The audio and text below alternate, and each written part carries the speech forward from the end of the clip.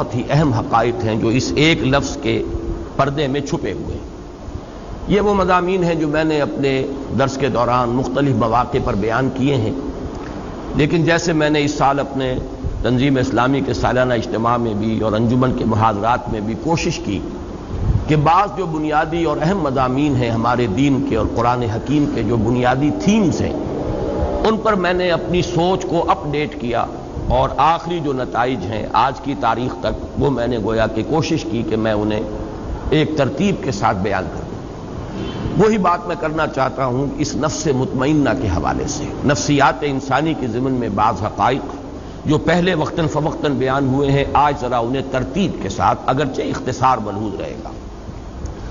سب سے پہلے یہ نوٹ کیجئے کہ نفس کا لفظ قرآن مجید میں 3 معنی میں آیا ہے۔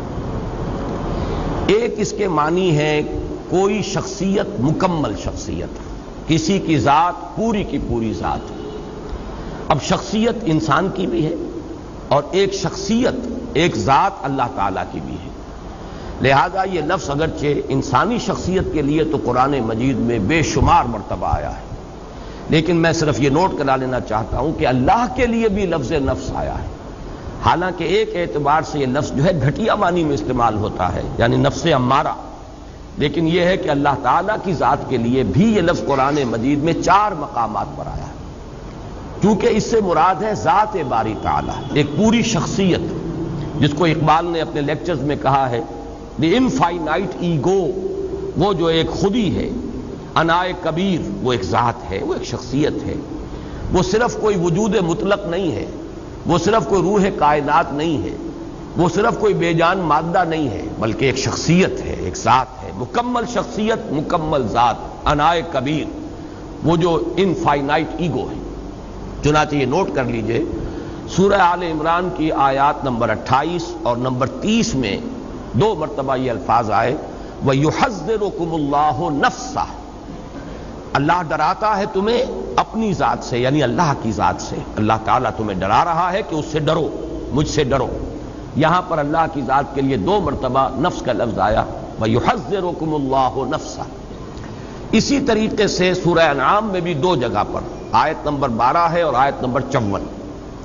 آیت نمبر 12 میں فرمایا کتب علی نفسہ الرحمہ، اللہ تعالیٰ نے اپنی ذات پر واجب کر لی ہے رحمت، رحمت کو اس نے اپنی ذات پر، اپنے آپ پر واجب کر لیا۔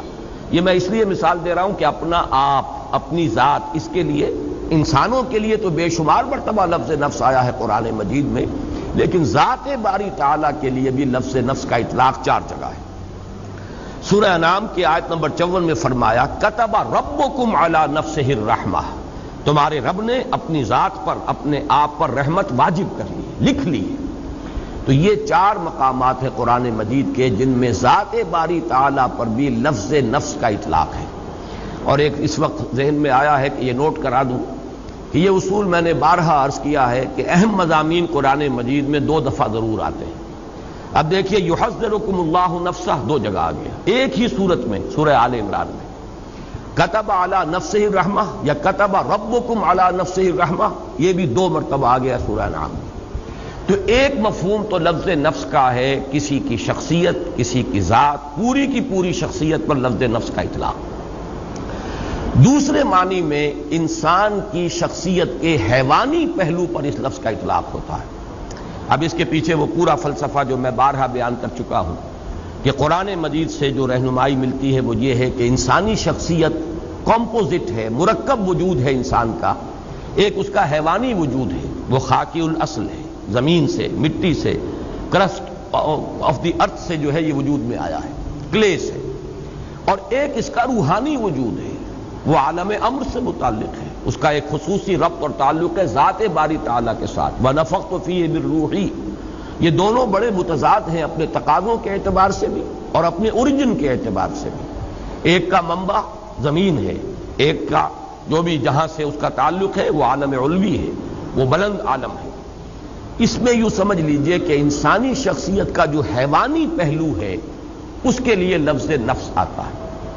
یہی وجہ ہے کہ اس حیوانی پہلو کا اگر خلاصہ اور لب لباب آپ کہیں گے تو وہ ہے جان، حیات، جو حیوانات میں بھی ہے۔ کتے میں بھی جان ہے، بلی میں بھی جان ہے، گھوڑے میں بھی جان ہے، گدھے میں بھی جان ہے، گھاس کے تنکے میں بھی جان ہے۔ یہ تمام جو ہے، چاہے وہ نباتاتی حیات ہو اور چاہے وہ حیواناتی حیات ہو، زمینی حیات جو ہے، اس میں زندگی جو ہے قدر مشترک ہے۔ انسان کا بھی جو حیوانی وجود ہے وہ صرف جسم نہیں، جسم جمع حیات، یہ زندگی جو ہے یہ ہے در حقیقت جو حیوان انسان ہے۔ تو اس کا چونکہ لب لباب جو ہے اس حیوانی وجود کا وہ ہے جان، لائف، حیات، اس لیے سورہ انعام ہی کی آیت نمبر 93 میں فرمایا گیا کہ فرشتے جب روح قبض کرنے کے لیے، جان نکالنے کے لیے آتے ہیں۔ اب یہ روح قبض کرنے کا لفظ بھی میری زبان پر آ گیا غلط العام کے اعتبار سے، حالانکہ اس وقت جان قبض کی جاتی ہے، جان نکالی جاتی ہے، روح کا معاملہ نہیں ہے، وہ ایک علیحدہ بحث ہے۔ اس کے لیے جو الفاظ آئے ہیں اخرجوا انفسکم الیوم تجزون عذاب الہون، نکالو اپنی جانیں، آج تمہیں عذاب دیا جائے گا جو رسوائی والا عذاب ہے، رسوا کن عذاب ہے۔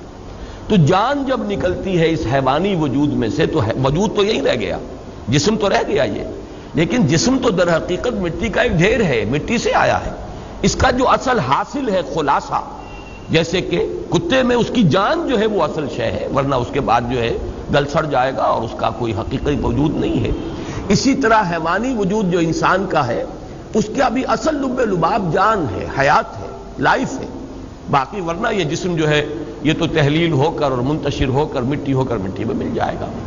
تو جان کے لیے بھی اس قرآن مجید میں لفظ اخرجوا انفسکم، نکالو اپنی جانیں۔ اور یہی دوسرا پہلو ہے کہ جس کے لیے سورہ یوسف کی آیت نمبر 53 میں اور جو 13ویں پارے کی پہلی آیت ہے اس میں لفظ آیا ہے ان النفس لامارۃ بالسوء۔ چونکہ یہ حیوانی وجود ہے انسان کا، تو جو حیوانی جبلتیں ہیں، جو اینیمل انسٹنکٹس ہیں، جو محرکات عمل ہے حیوانی، وہ سب کے سب اس کے ساتھ متعلق ہے۔ یہ ہمارے حقیقی وجود کا ایک رخ ہے، ایک پہلو ہے۔ یہ آدھا وجود ہے انسان کا جو حیوانی وجود ہے، اس اعتبار سے اس کے لیے نفس کا لفظ آیا، لیکن نفس کے ساتھ صفت آئی ان النفس لامارۃ بالسوء، جس کے لیے کہ ہمارے ہاں عام طور پر، خاص طور پر صوفیانہ لٹریچر میں نفس امارہ کا لفظ استعمال ہوتا ہے، حالانکہ قرآن مجید میں یہ ترکیب اس طور سے نہیں آئی، النفس الامارہ یہ لفظ نہیں آیا، ان النفس لامارۃ بالسوء، یعنی یہ جو حیوانی نفس ہے انسان کا یہ تو لازماً برائی کا حکم دے گا۔ کیوں دے گا؟ اس لیے کہ یہ اینیمل انسٹنکٹس جو ہیں یہ بلائنڈ ہیں۔ انسان کو بھوک لگتی ہے، پیٹ کھانے کو مانگتا ہے، اسے اس سے غرض نہیں ہے کہ وہ حلال کھانا کھا رہا ہے یا حرام کھا رہا ہے، اسے تو اپنی بھوک کی سیٹسفیکشن درکار ہے۔ پھر یہ کہ وہ فی نفسہ ہی وہ گوشت جو ہے چاہے بکری کا ہے اور چاہے وہ سور کا ہے، نفس کو تو اس سے بھی تعلق نہیں۔ پھر بکری کا بھی ہے تو حلال ذریعے سے کمایا گیا یا حرام ذریعے سے کسی کی جیب کاٹ کر جا کر بکری کا گوشت خرید لیا گیا، ان چیزوں سے نفس کو بحث نہیں۔ اسے تو جو بھی ٹینشن اندر ڈیولپ ہو جاتا ہے، بھوک کا ٹینشن انسانی نفس کے اندر، اسے اپنی تسکین چاہیے اور وہ تسکین پیٹ کو بھرو۔ اسی طرح شہوت ہے، جنسی جذبہ ہے، وہ تو اپنی تسکین چاہتا ہے، گریٹیفیکیشن چاہتا ہے، اسے اس سے غرض نہیں حرام راستے سے ہو، حلال راستے سے ہو، برائی سے ہو، بھلائی سے ہو، جائز سے ہو، ناجائز سے، اسے اس کی کوئی غرض نہیں۔ تو یہ جو انسان کے جو حیوانی جبلتیں ہیں، حیوانی انسٹنکٹس ہیں، یہ جو اس کے محرکات عمل ہے حیوانی، یہ رجحانات و میلانات جو حیوانی ہیں، یہ چونکہ اندھے ہیں، انہیں خیر اور شر اور انہیں حلال و حرام اور جائز و ناجائز سے بحث نہیں ہے، لہذا ان کے لیے فرمایا گیا یہ تو برائی کا حکم دیں گے۔ پھر ان کے اندر بعض وہ جبلتیں بھی ہیں، جیسے کہ ایڈلر نے جس کو کہ آئیڈینٹیفائی کیا، دی ارج ٹو ڈومینیٹ، انسان چاہتا ہے کہ غلبہ حاصل کرے، دوسروں پر تفوق، حب تفوق۔ اب اس میں بھی انسان اندھا ہو جاتا ہے، جائز راستے سے ہو، ناجائز سے ہو، لوگوں کے حقوق تلف کر کے ہو، لوگوں پر اپنا جو ہے قہاری اور اپنے جبر کو مسلط کرنے سے ہو، لیکن چاہتا ہے انسان کہ اسے تفوق اور فوقیت حاصل ہو جائے۔ یہاں یہ نوٹ کر لیجئے کہ در حقیقت جدید نفسیات جو ہے وہ انسانی شخصیت یا نفسیات انسانی کے صرف اس پہلو سے بحث کرتی ہے، کیونکہ روحانی وجود اس کے دائرہ تحقیق و تفتیش سے خارج ہے۔ نظر آنے والا وجود یہی ہے، ایکسپیریمنٹ کا اگر موضوع بن سکتا ہے یہی وجود بن سکتا ہے۔ آج کل کی سائیکالوجی جو ہے وہ ایکسپیریمنٹل سائیکالوجی ہے، وہ اس کا اصل، اس کی اساس فزیولوجی پر ہے۔ علم عضویات جو ہے، انسان کے جو اعضاء ہیں ان کا وظائف الاعضاء، یہ اس کی بنیاد ہے، اور اس کے لیے سائنٹیفک اب تحقیقات ہوتی ہیں۔ نظریاتی پہلو اس میں بہت کم رہ گیا ہے، اصل جو ہے عضویاتی پہلو ہے اور سائنٹیفک اور حقائق کے پہلو ہے۔ تو ظاہر بات ہے اس کا موضوع بنے گا انسان کا یہ حیوانی وجود۔ یہی ہے کہ جس کو آپ دیکھ سکتے ہیں، اس کی تحلیل کر سکتے ہیں، اس کا تجزیہ کر سکتے ہیں۔ تو یہ جو موضوع ہے جدید نفسیات کا، اس میں کوئی شک نہیں کہ ماننا پڑتا ہے کہ بہت سے ماہرین نفسیات جو ہیں، جدید نفسیات کے ماہر، انہوں نے واقعتاً بڑی گہرائی میں مشاہدہ کیا ہے۔ اگرچہ جو اس پر انہوں نے پھر جو نظریات ڈیولپ کیے ہیں، چونکہ یکرخا مطالعہ ہے ان کا، انسان کی پوری شخصیت تو ان کے موضوع غور و فکر کا موضوع ہی نہیں ہے، انسان کا جو روحانی وجود ہے وہ ان کے دائرہ تحقیق و تجسس میں آتا ہی نہیں، لہذا وہ یک طرفی بات ہے۔ جیسے کہ دجال کے بارے میں، فتنہ دجالیت کے بارے میں کہا کہ وہ یک طرفہ ایک ترقی ہے انسان کی، مادی علم کی ترقی ہو رہی ہے، ٹیکنالوجی کی ترقی ہو رہی ہے، روحانیات و اخلاقیات جو ہیں وہ پستی میں چلے جا رہے ہیں، ایک آنکھ والا معاملہ ہے۔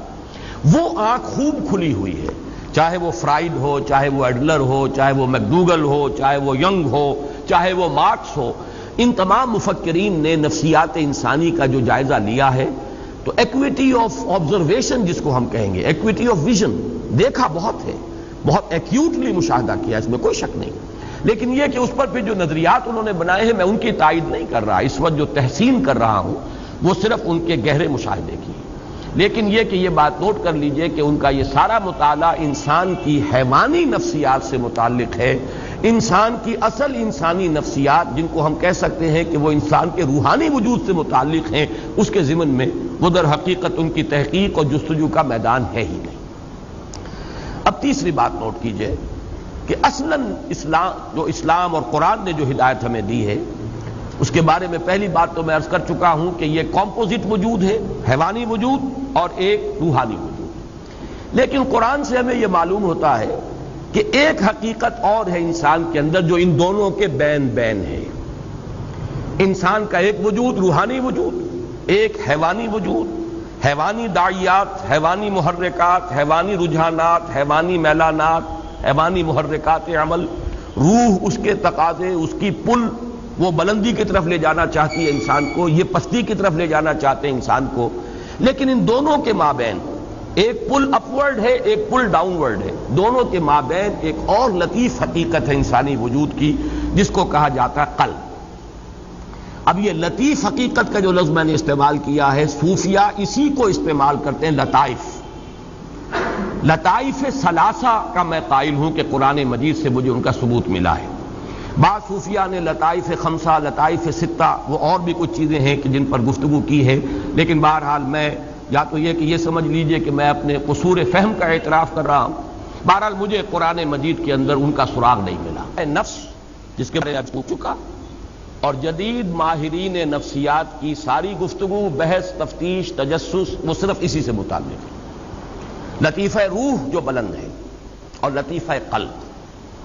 اب میں آپ کو پہلے یہ عرض کر دوں کہ ان کا ایک بڑا ہی ایک ربط قائم ہوتا ہے جو فرائیڈ نے جو 3 لیولز معین کیے ہیں انسانی شخصیت کے، اور یہ میں نے جیسا کہ ابھی عرض کیا کہ میں اس کے مشاہدے کی گہرائی کا اور ایکویٹی آف آبزرویشن کا بہت قائل ہوں، اگرچہ جو نظریات اوپر اس نے بنائے ہیں وہ بڑے گمراہ کن ہیں، لیکن بنیادی آبزرویشن صحیح ہے۔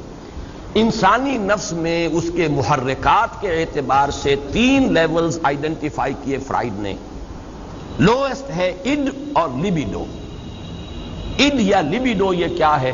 یہ حیوانی جبلتیں، حیوانی تقاضے، انسان کا جو حیوانی وجود ہے اس کا جو میلان ہے، اس کا جو رجحان ہے، یہ کیا ہے؟ اڈ اور لیبیڈو، جس کا تعلق ہے بطن سے، فرج سے، حیوانی تقاضوں سے۔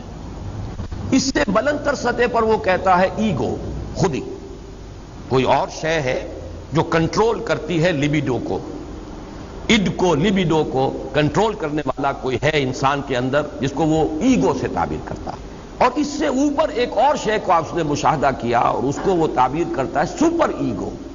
اس ایگو سے اوپر بھی ایک ایگو ہے، ایک اور بلند تر خودی ہے، ایک خودی عام ہے اور ایک خودی اس سے بھی بلند ہے، سپر ایگو۔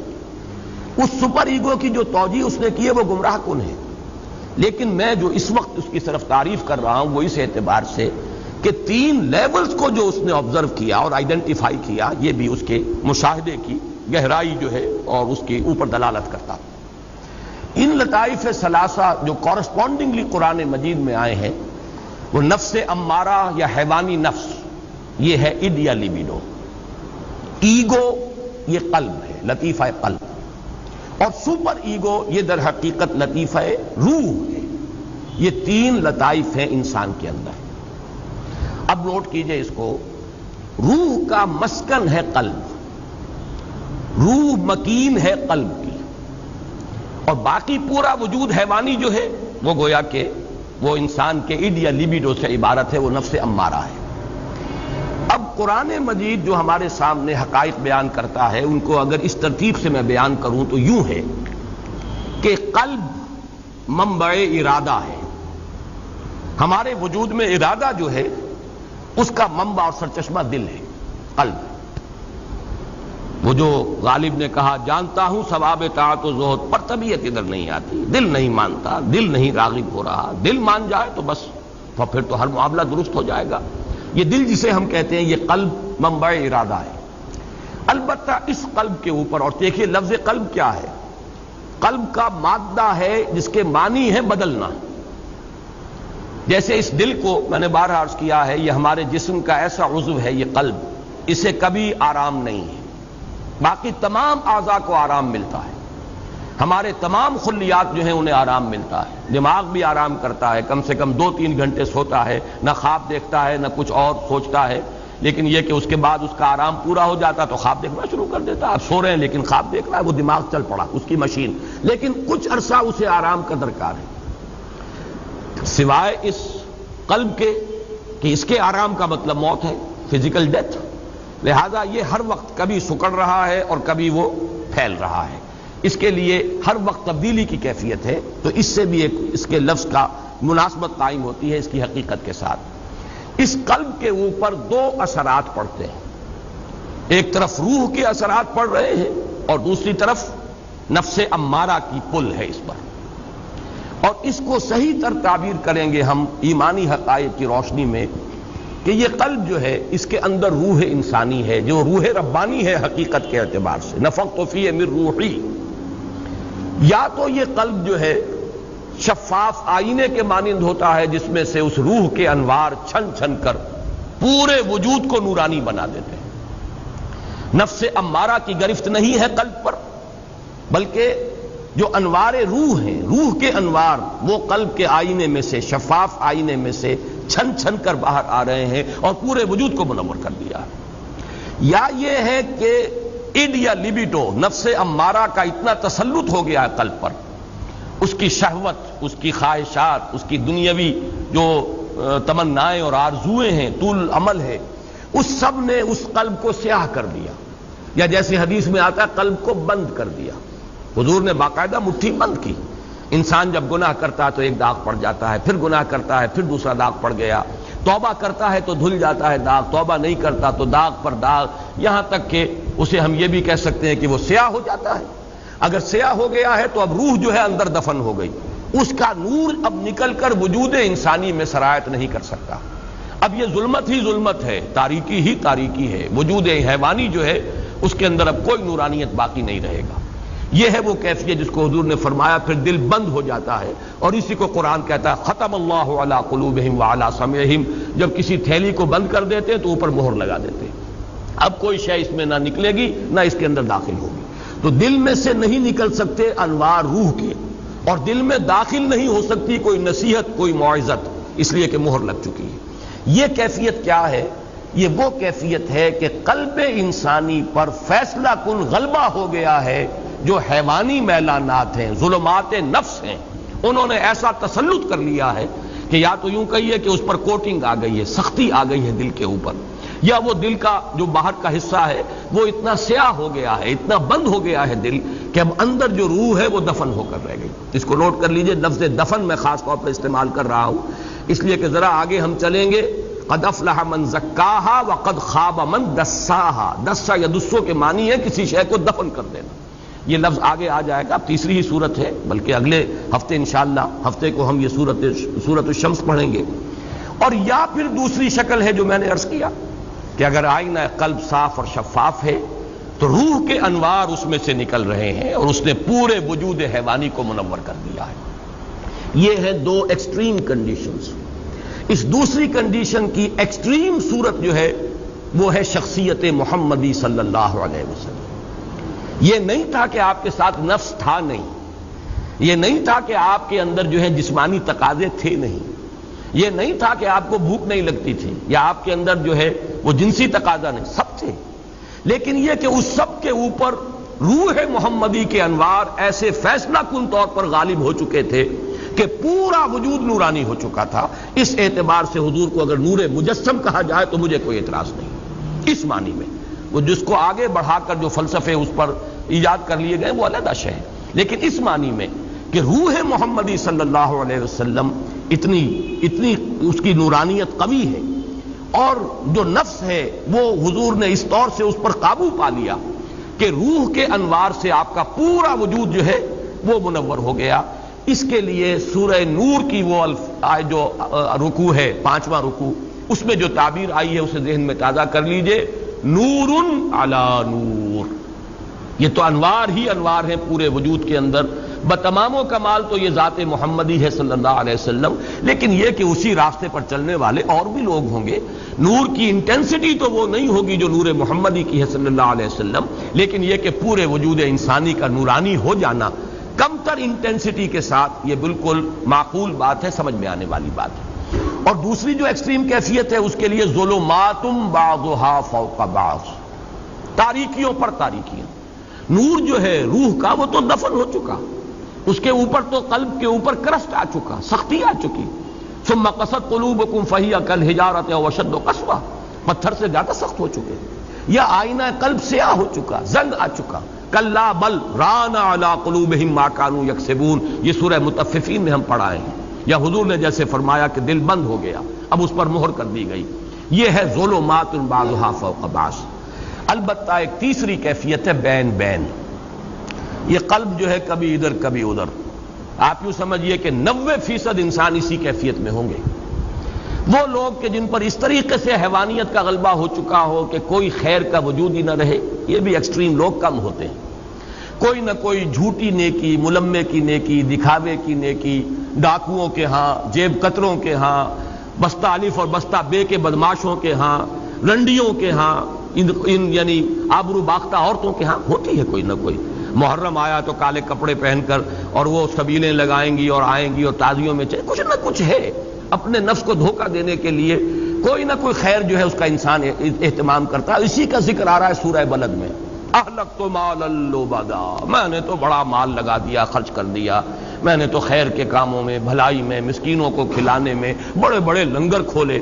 یہ سب کام ہے کس کے ساتھ؟ بدی کے ساتھ۔ بدی بھی ہے، حرام خوری بھی ہے، سمگلنگ بھی ہو رہی ہے، اور بھی جو بھی سودی کاروبار بھی ہو رہا ہے، لیکن مسجدوں کو چندے بھی دیے جا رہے ہیں، دارالعلوموں کی سرپرستی بھی ہو رہی ہے۔ تو اکثر و بیشتر آپ کو ملے گا گڈمڈ معاملہ کہ کچھ نیکی کی طرف بھی ہے اور کچھ بدی کی طرف بھی ہے۔ یہ ہے جس کو قرآن تعبیر کرتا ہے نفس لوامہ۔ لا اقسم بیوم القیامہ ولا اقسم بالنفس اللوامہ۔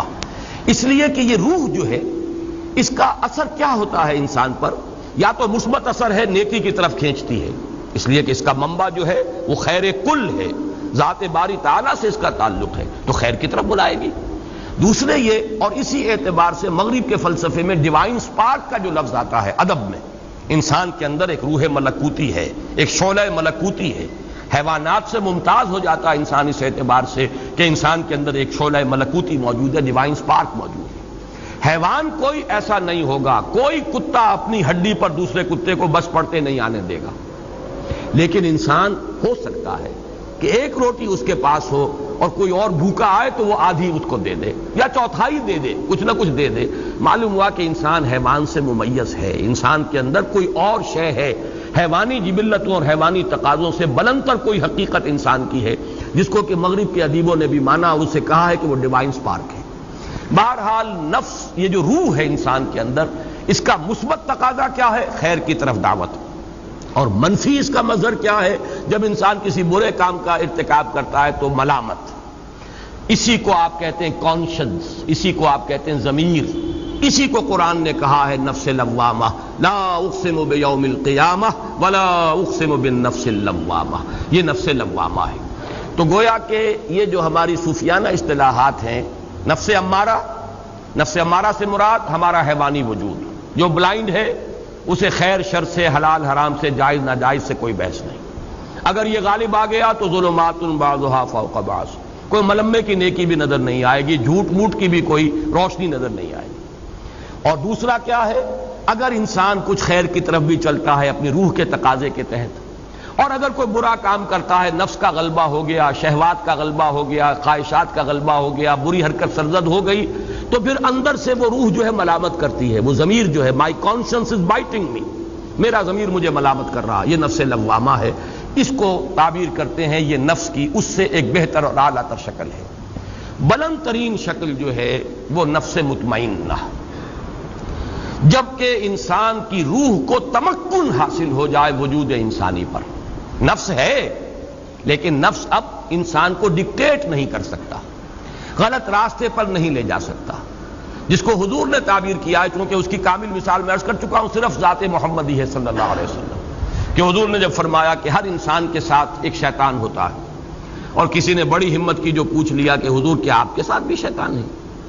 آپ نے فرمایا ہاں ہے، لیکن میں نے اسے مسلمان کر لیا، یعنی وہ شیطان بھی ہے، وہ نفس بھی ہے، لیکن میں نے اسے مسلمان کر لیا، میرا اس کے اوپر کنٹرول ہے، میں قابو یافتہ ہوں، اور جب قابو یافتہ ہوں تو میری روح جو ہے اس کے انوار میرے پورے وجود کو منور کیے ہوئے ہیں۔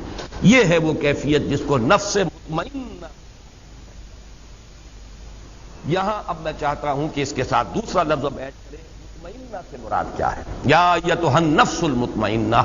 ابھی تک میں نے عرض کیا ہے کہ نفس کا لفظ مکمل شخصیت کی توجیہ کے لیے بھی آتا ہے، تعبیر کے لیے۔ نفس ہمارے صرف حیوانی وجود کے تقاضے کے لیے بھی آتا ہے، جس کا خلاصہ اور لب لباب ہے ہماری جان، اور اسی معنی میں وہ نفس امارہ کا لفظ استعمال ہوتا ہے۔ پھر نفس بحیثیت کل جب آئے گا تو نفس مطمئنہ یہ پوری انسانی شخصیت کی وہ کیفیت کہ جس میں انسان کا لطیفہ روح جو ہے اس درجے غالب آ چکا ہے پورے وجود پر کہ وہ لطیفہ نفس جو ہے وہ ہوتے ہوئے بھی غیر مؤثر ہو گیا، اور تمکن حاصل ہو گیا اس کے پورے وجود پر، حکمرانی اور تسلط جو ہے وہ ہو گیا ہے اس کے روحانی وجود کا۔ اب مطمئنہ کسے کہتے ہیں؟ اطمئنان، یہ ہم اردو میں اس کو لکھتے ہیں تو اطمینان لکھتے ہیں یہ کے ساتھ، عربی میں اصل میں یہ لفظ ہے اطمئنان حمزہ کے ساتھ۔ هو الاستقرار والثبات، کسی چیز پر جم جانا، یہ ہے در حقیقت اطمینان کا اصل مطلب۔ اس اطمینان کے دو رخ ہیں، اور یہ میں اس مرتبہ اپنے حقیقت ایمان والی بحث میں ایمان کا امن سے تعلق اس میں تفصیل سے بیان کر چکا ہوں اس مرتبہ کے محاضرات میں۔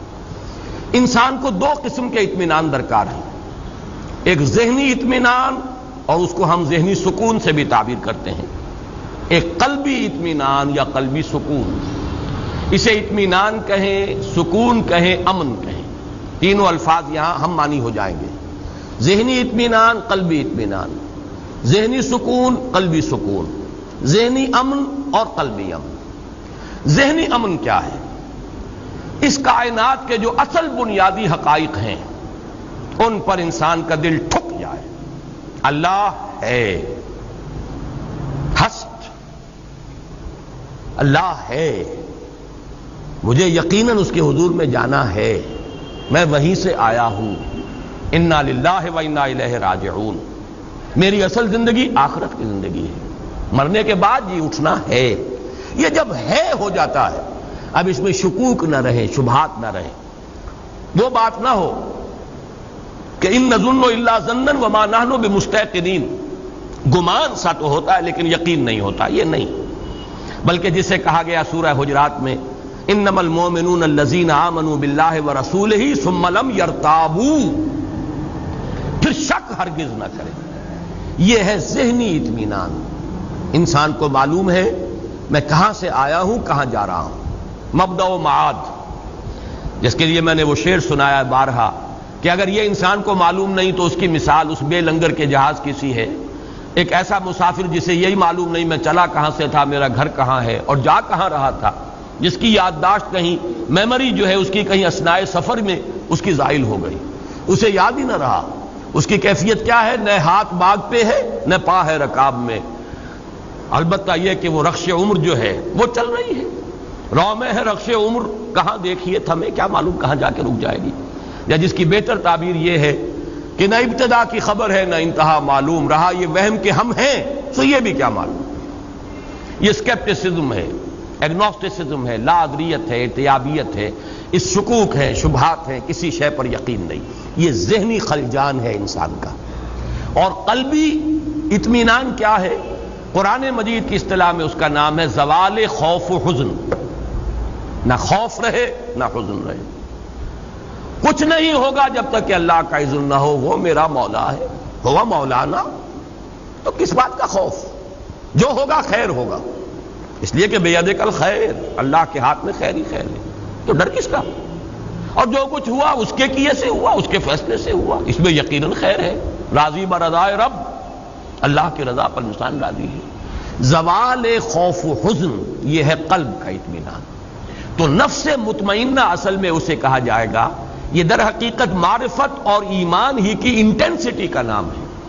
اسی کے لیے دوسری اصطلاح احسان ہے۔ احسان اس کا عملی پہلو ہے، اور اس کی داخلی کیفیت جو ہے وہ اطمینان والی، ذہن بھی مطمئن اور دل ٹھکا ہوا، دل بھی قائم۔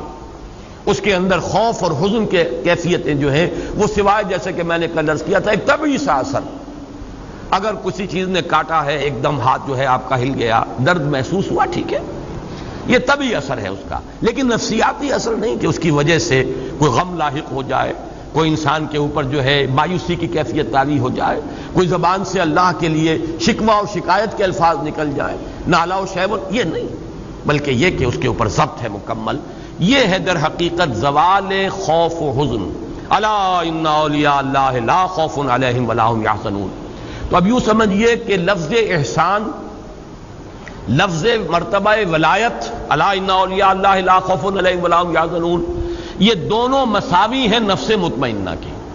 جو کیفیت اس لفظ احسان میں ہے، جو کیفیت مرتبہ ولایت کی ہے، وہی نفس مطمئنہ ہے۔ البتہ اب آخری بات جو اس کے لیے میں عرض کرنا چاہتا ہوں وہ یہ ہے، اس صورت میں خاص تعلق کیا ہے اس نفس مطمئنہ کا؟ یا ایتھا النفس المطمئنہ، اس کا تعلق اس صورت کے ساتھ کیا ہے وہ نوٹ کر لیجئے۔ اب میں نے عرض کیا تھا اس سورہ مبارکہ یعنی سورۃ الفجر کی بنیادی مرکزی اہم ترین آیات کیا ہے؟ فَأَمَّا الْإِنسَانُ إِذَا مَا ابْتَلَاهُ رَبُّهُ فَأَكْرَمَهُ وَنَعَّمَهُ فَيَقُولُ رَبِّي أَكْرَمَنِ وَأَمَّا إِذَا مَا ابْتَلَاهُ فَقَدَرَ عَلَيْهِ رِزْقَهُ فَيَقُولُ رَبِّي أَهَانَنِ۔ اور میں نے کل لفظ ایک استعمال کیا تھا کہ پینڈولم ہے، جیسے اب تو وہ گھنٹے رہے نہیں، وہ جو کوئی بڑا گھنٹہ جو ہے دیواروں پر ہوتا تھا اور اس کا پینڈولم کبھی دائیں بائیں مسلسل چل رہا ہے۔ یہ پینڈولم سمجھیے کہ انسان پر جو حالات وارد ہوتے ہیں اس دنیا میں، اگر خوشگوار حالات ہیں، کھانے کو فراوانی سے مل رہا ہے، آسائش ہے، آرام ہے، شہرت بھی اچھی ہے، دنیا میں عزت بھی ہے، اب خوش ہے انسان، دل کی کلی کھلی ہوئی ہے۔ ذرا تکلیف آ گئی، ذرا مصیبت آ گئی، تنگی آ گئی، کوئی اور کسی اعتبار سے نقصان ہو گیا، اب انسان پر گھٹن طاری ہو گئی اور اس کی ایک مایوسی کی سی کیفیت طاری ہو گئی، یا تو پھولے نہیں سما رہا یا مایوس ہو گیا۔ یہ ہے پینڈولم۔ جتنا جتنا اس پینڈولم کا سوئنگ زیادہ ہوگا اتنا ہی انسان معرفت سے محروم اور حقیقت سے محجوب ہے۔ یہ انورسلی پروپورشنل ہوگا معاملہ، جتنی معرفت میں بلندی ہوگی، ترقی ہوگی، پینڈولم کا سوئنگ کم ہو جائے گا، یہاں تک کہ معرفت کا ایک مقام وہ آئے گا چٹان کے مانند انسان کھڑا ہوگا، کوئی کیفیت اس پر اثر انداز نہیں ہو رہی۔ جیسے چٹان ہے، کوئی بہت منہ زوردار دریا ہے اور اس کی موجیں آ کر تھپیڑے لگا رہی ہیں، اس چٹان کو کوئی نقصان نہیں، اس پر کوئی اثر نہیں۔ یا کوئی بڑا سا پتھر بھی آ گیا لڑکتا ہوا پانی کے اندر، دریائے کنہار میں تو نظر ہی آ جائے گا آپ کو، لیکن اس چٹان سے کیا کرے گا؟ سر پھوڑے گا اور خود چل دے گا، خود ٹوٹ جائے گا، چٹان کو کچھ نہیں کہہ سکتا۔ وہ چٹان کے مانند بدلتے ہوئے حالات میں انسان اگر قائم ہے، یہ ہے نفس مطمئنہ۔ خوشی آ گئی تو ٹھیک ہے، اللہ کا فضل ہے، اللہ کا شکر ہے، لیکن یہ کہ اس کے اوپر اترانا، فرح فخور نہیں، یہ کیفیت نہیں ہو سکتی۔ اسی طرح تکلیف آ گئی، اللہ کی طرف سے ہے، آزمائش ہے، اس میں بھی میرا کوئی خیر مضمر ہے۔ اگر کوئی عزیز فوت ہو گیا، اللہ کی شے تھی، اللہ نے لے لی۔ جیسے کہ میں نے کئی مرتبہ آپ کو سنایا، میرے والد مرحوم نے اپنا مشاہدہ بیان کیا، حالانکہ وہ کوئی زیادہ مذہبی شخصیت نہیں تھے، خاص طور پر یہ تصوف کے کوچے میں ان کا کوئی بھی ان کا گزر نہیں تھا، لیکن ایک بزرگ تھے ہمارے حصار میں، جو میرا قصبہ ہے، ذاتی میری پیدائش کا مقام بھی ہے، اور وہیں تقریباً یوں سمجھیے کہ زندگی کے 15 برس گزرے ہیں۔ تو وہاں ایک بزرگ تھے مظفر علی خان، اور ان کے پھر یہ جو خلیفہ تھے عبد الصمد خان، وہ ہیں جو رنالہ خرد میں دفن ہیں، اور جن کے نام کی تختی لگی ہوئی ہے، مسلم مسجد کا سنگ بنیاد انہوں نے رکھا تھا۔ ان کے جو بزرگ تھے، ان کے جو مرشد تھے مظفر علی خان، ان کا مشاہدہ والد صاحب نے خود بتایا ہے۔ 1919 میں غالباً کوئی پلیگ آئی تھی یا کوئی بہت بڑا انفلوئنزا آیا تھا، بڑی ایک وبائی کیفیت تھی۔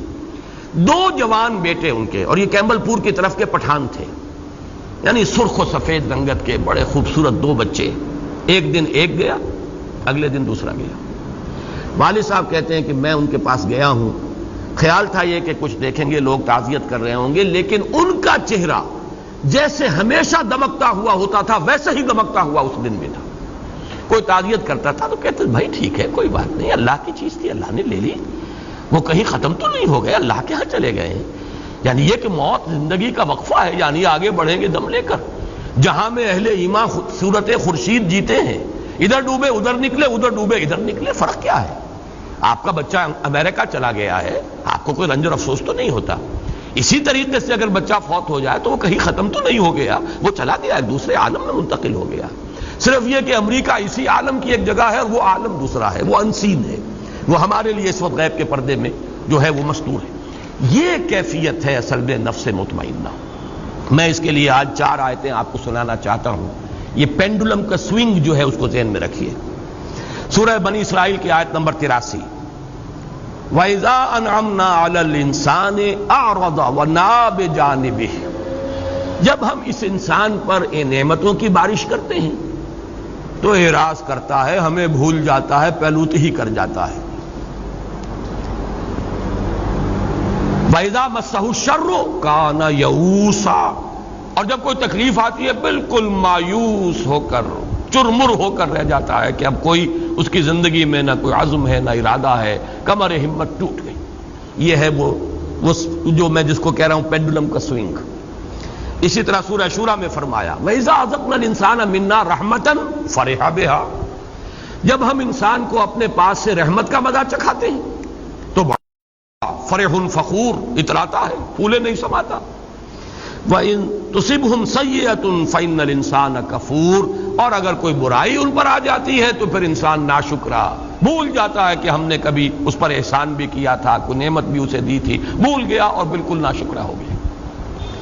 اسی طرح سورہ ہود میں فرمایا وَلَئِنْ أَذَقْنَا الْإِنسَانَ مِنَّا رَحْمَةً ثُمَّ نَزَعْنَاهَا مِنْهُ إِنَّهُ لَيَئُوسٌ كَفُورٌ، اگر ہم انسان کو اپنی طرف سے رحمت کا مزہ چکھاتے ہیں پھر سلب کر لیتے ہیں اس سے، وہ نعمت چھین لی، پھر وہ بالکل مایوس اور ناشکرا ہو کر رہ جاتا ہے۔ سورہ حامیم السجدہ میں فرمایا لا یسأم الانسان من دعاء الخیر وان مسہ الشر فیئوس قنوط، انسان خیر کی طلب میں تو لگا ہی رہتا ہے، مانگتا ہی رہتا ہے اللہ تعالیٰ سے، لیکن اگر کہیں تکلیف آ گئی تو پھر وہ بالکل مایوس، یئوس فعول کے وزن پر بالکل مایوس، اور اسی میں آپ کو معلوم ہے اسی کیفیت میں بہت سے لوگ خودکشی کر جاتے ہیں۔ یئوس کفور اور یئوس قنوط، بالکل نا امید، اللہ تعالیٰ کی رحمت سے بالکل آس توڑ دینے والا۔ یہ ہے اصل میں وہ پینڈولم کا سوئنگ۔ یہ سوئنگ جتنا زیادہ ہے انسان معرفت سے اتنا ہی محروم ہے، محجوب عن الحقائق۔ جتنی معرفت بڑھتی چلی جائے گی، ایمان کی روشنی سے باطن منور ہوتا چلا جائے گا، اتنا ہی یہ پینڈولم جو ہے اس کی سوئنگ کم ہو جائے گی، یہاں تک کہ ایک مقام وہ بھی ہے کہ چٹان کے مانند انسان کھڑا ہو۔ اگرچہ ہے تو وہ ایک گانا اور فلمی گانا، لیکن یہ کہ لا محالہ میرے ذہن میں وہ آ جایا کرتا ہے، اس لیے کہ غالباً وہ فلمی گانا نہیں ہے۔ ویسے یہ کہ پنکج ملک نے بھی گایا تھا اس کو اور مجھے وہ بہت پسند ہے۔ اب تو اگرچہ سال بیت گئے، کبھی سننے کا موقع نہیں ہوا، لیکن سیگل کی آواز میں بھی سردی گرمی نرمی سختی ایک سانچے میں ڈھال، جگ میں چلے پون کی چال۔ جیسے ہوا چلتی ہے انسان دنیا میں ایسے رہے، ہوا متاثر نہیں ہوتی، سردی گرمی نرمی سختی، کبھی نرمی آ گئی کبھی سختی آ گئی، کبھی گرمی آ گئی کبھی سردی آ گئی، لیکن متاثر نہ ہو انسان۔ بازار سے گزرا ہوں خریدار نہیں، ایسے گزر جاؤ۔ یہی بات ہے جس کو مختلف پیرایوں میں کہا گیا ہے، کافر کی یہ پہچان کے آفاق میں گم ہے اور مومن کی یہ پہچان کے گم اس میں ہے آفاق۔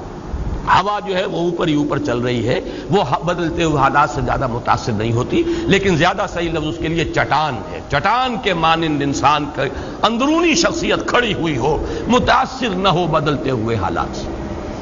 یہ ہے یا ایتھا النفس المطمئنہ، اس کے لیے وہ نوید ہے، اس کے لیے خوش آمدید تہنیت۔ ارجعی الی ربک راضیۃ مرضیہ، یہ الفاظ بارہا آئے ہیں۔ رضی اللہ عنہم ورضوا عنہ، اللہ ان سے راضی وہ اس سے راضی۔ دنیا میں بھی راضی برضائے رب تھے اور آخرت میں بھی اللہ تعالیٰ انہیں راضی کر دے گا۔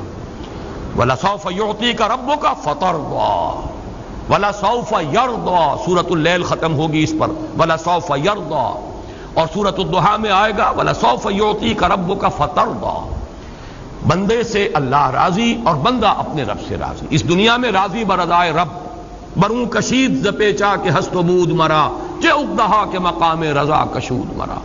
دنیا میں اللہ کے رضا پر راضی رہو گے، اللہ وہاں تمہیں راضی کر دے گا۔ یہ یا ایتھا النفس المطمئنہ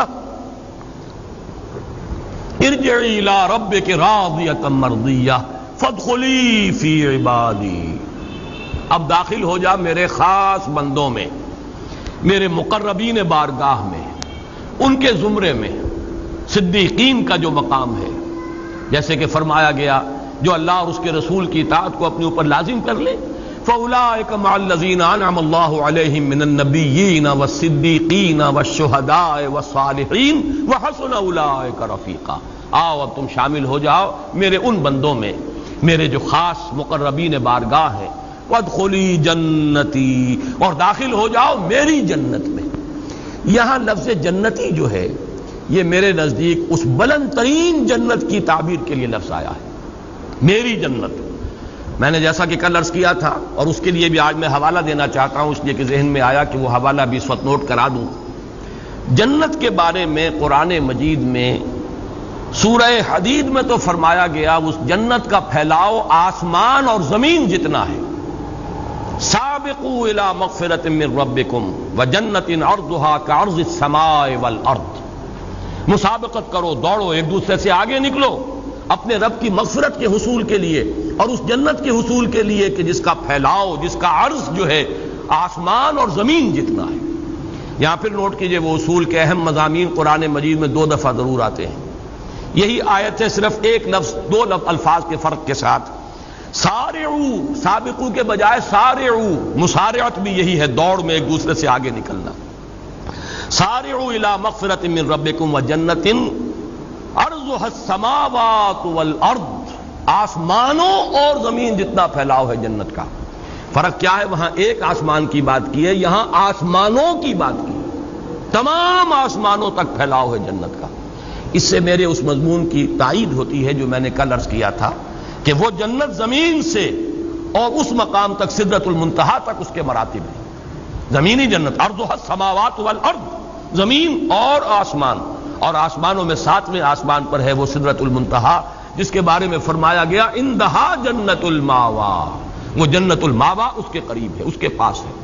تو یہ جنت کے مختلف مدارج اور ہیں، درجات ہیں کہ جو زمین سے لے کر اور وہ سدرۃ المنتہا تک پھیلے ہوئے ہیں۔